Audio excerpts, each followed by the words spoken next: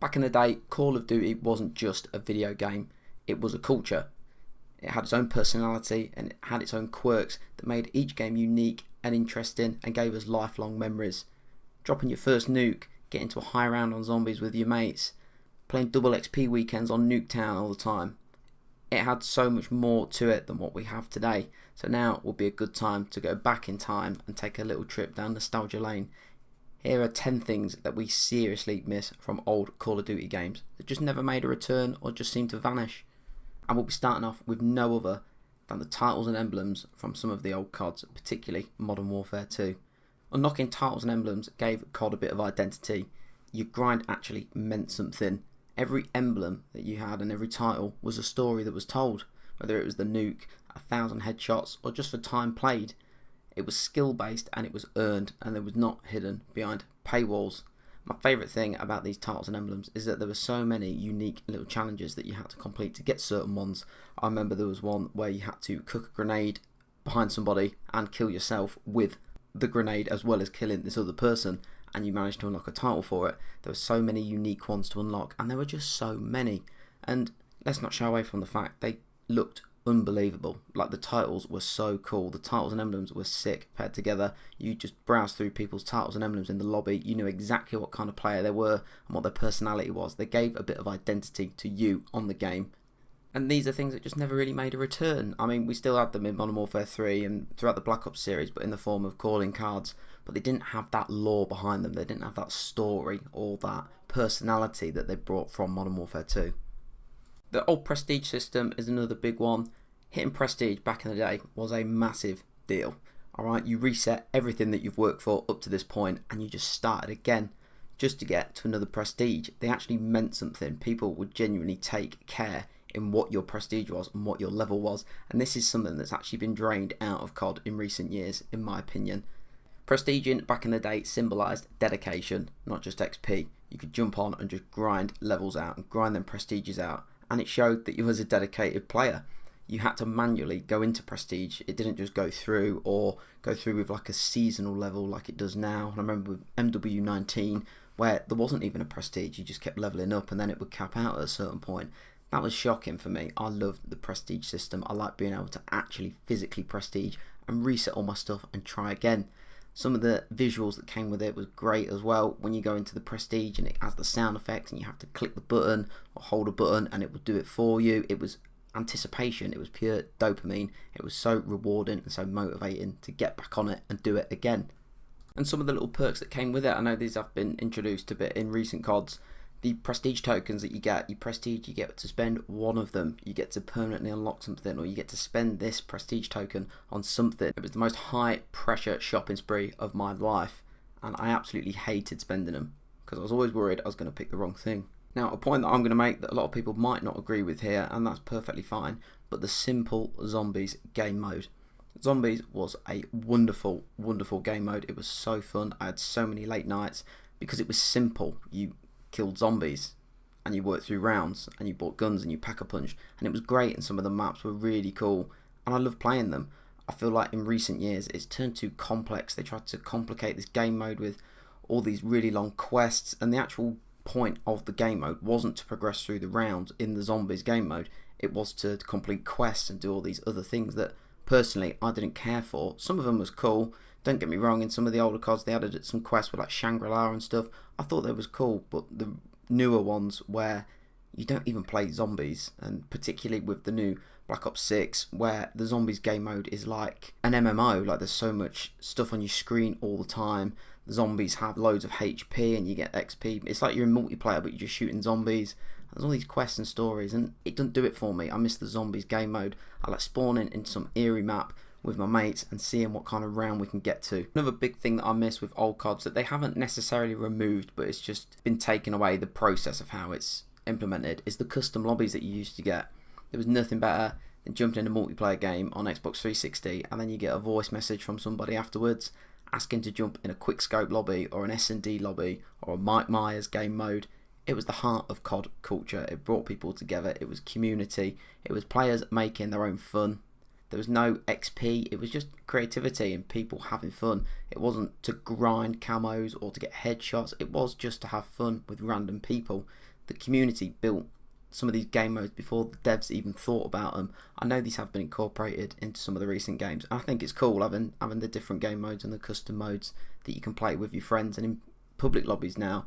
But back in the day, when it was voice messages to all friends and recent players, hosting a 1v1 quickscope, message me if you're interested. That's what I live for. Now this hasn't been removed yet and it is still going strong. I hope it stays that way, but I would miss if people stopped liking, commenting and subscribing to me. Make sure you do it on this video as well. Let me know all your thoughts. Thank you if you watched this far. Make sure to hit that subscribe button. Right, anyway, back to the list. This is in no particular order, by the way. If there was, this would definitely be towards the most important. But something that I really, really miss from old COD games is wager matches. Basically, from Black Ops 1, this was incredible. This was innovation at its finest. You could literally bet your COD points in fun modes, and it wasn't like the gambling that they introduced in the future games where you had to buy supply crates and try and gamble for better guns. This was at your own free will. You didn't have to do it. You could do small bets, medium bets, large bets, and there was a currency involved. It was great, and the game modes involved with them was fantastic as well.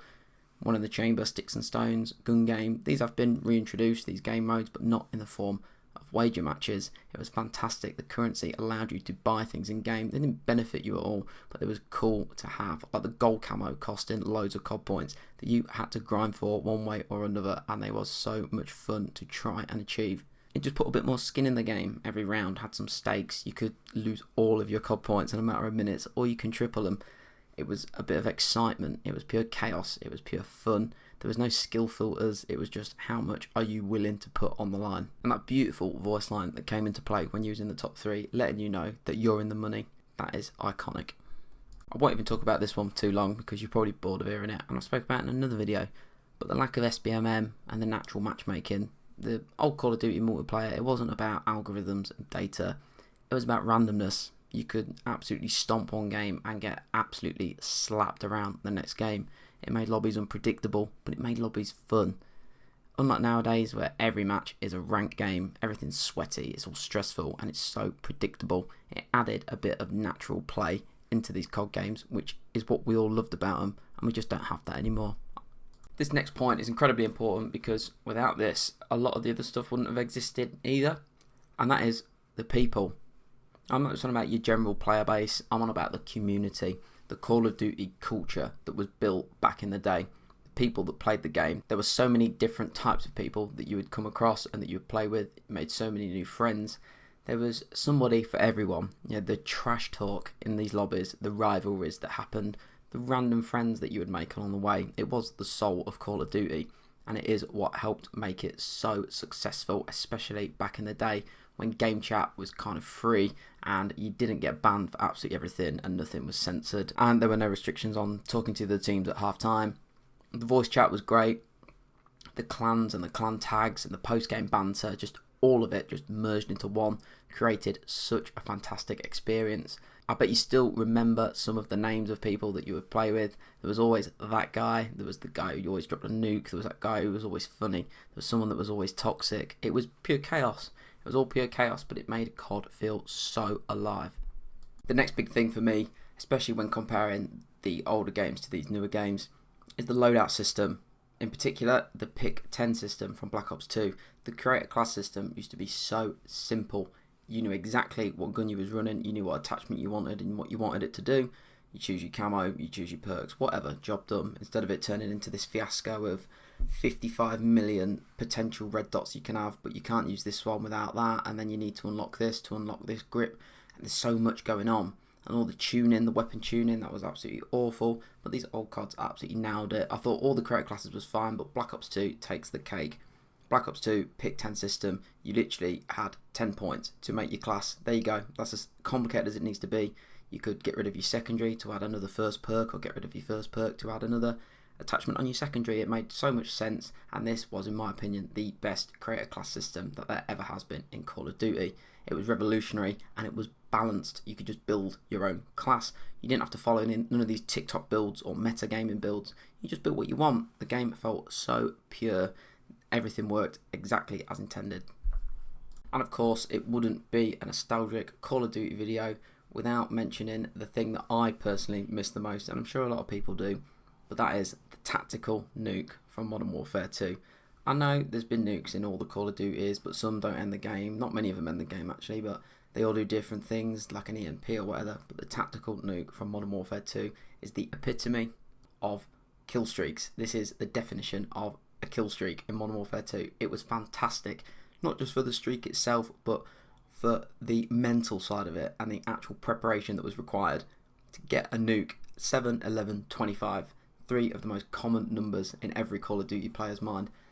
You get your 7 kill streak to get your 11, and then you get your 25. It gave every game something to work for. The idea of playing every multiplayer match to try and get a nuke kept me playing for years, and I still revisit it now to do it. The tactical nuke was iconic. It was the symbol of Modern Warfare 2 and OG CODs. It's still talked about now, and it's never been replicated to that satisfaction. The sound of it was absolutely beautiful when it popped up. You call it in, you get the countdown, the noise, and then the impact, and it slows down, and the ability to just end the game. Like, this is your game. If you get a nuke, you can end this game when you want. It was amazing. The panic, the explosion. We've had nothing like it since. The reactions of people in the lobby when you would get one and call in. It was great. I lived for this. Something that just got phased out of gaming as a whole, not necessarily just Call of Duty, although that was a big one, is split screen gaming. When was the last time any of you played split screen? Whether that's multiplayer or on a zombies or on a campaign. It used to be the meta. You used to get your mates round or play with your brother or something, and you're playing zombies. Half the screen's yours, half the screen's theirs. Same in multiplayer when you've got the little 1 at the end of your name. It was great. It was so cool. You didn't need to be online. You didn't need any online friends. You just needed 2 controllers. And the trash talk went from virtual to in person. Fighting for kills, looking at each other's screens. It was absolute bedlam.